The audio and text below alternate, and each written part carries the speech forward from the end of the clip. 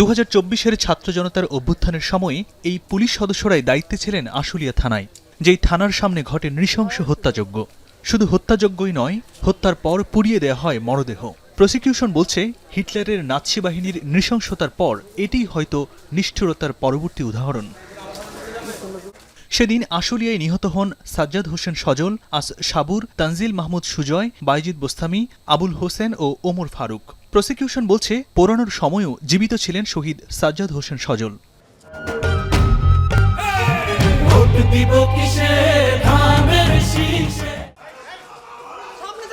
বৃহস্পতিবার রায় হয় এই নৃশংস ঘটনার মামলার।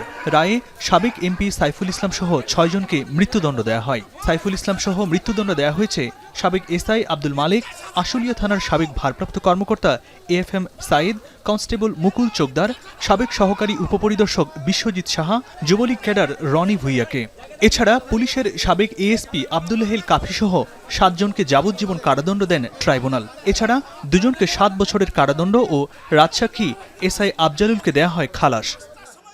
হিটলারের গ্যাস চেম্বারের পরে এই ধরনের ব্রুটালিটি খুব কম হয়েছে। দুই পক্ষের ক্ল্যাশের কারণে হয়তো হয়েছে, কিন্তু আইন শৃঙ্খলা রক্ষা বাহিনী এবং একজন এমপির নেতৃত্বে মানুষকে হত্যা করা হয়েছে এবং তারপর তাদের লাশ পুড়িয়ে দেওয়া হয়েছে। লাশগুলো বিকৃত হয়েছে, স্বজনরা তাদের লাশ চিনতে পারেনি, দাফন করতে পারেনি যথাসময়। একজন জীবিত ছিল, তাকেও পোড়ানো হয়েছে। তবে এই রায়ে ন্যায় বিচার পাননি দাবি করে আপিল করার কথা জানিয়েছেন আসামি পক্ষের আইনজীবীরা। আমি এই সাদা সংক্ষুব্ধ, আমি উচ্চ আদালতে অ্যাপিলেট ডিভিশনে, সুপ্রিম কোর্টে অ্যাপিলেট ডিভিশনে আপিল করব। কোনো পুলিশ কারো বাড়িতে গিয়ে আক্রমণ করেনি, পুলিশ থানায় আত্মরক্ষার জন্য ছিল।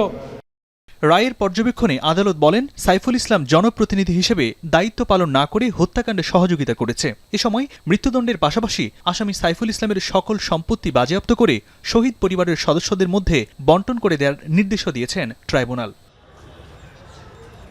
ইমদাদুল আজাদ, এখন, ঢাকা।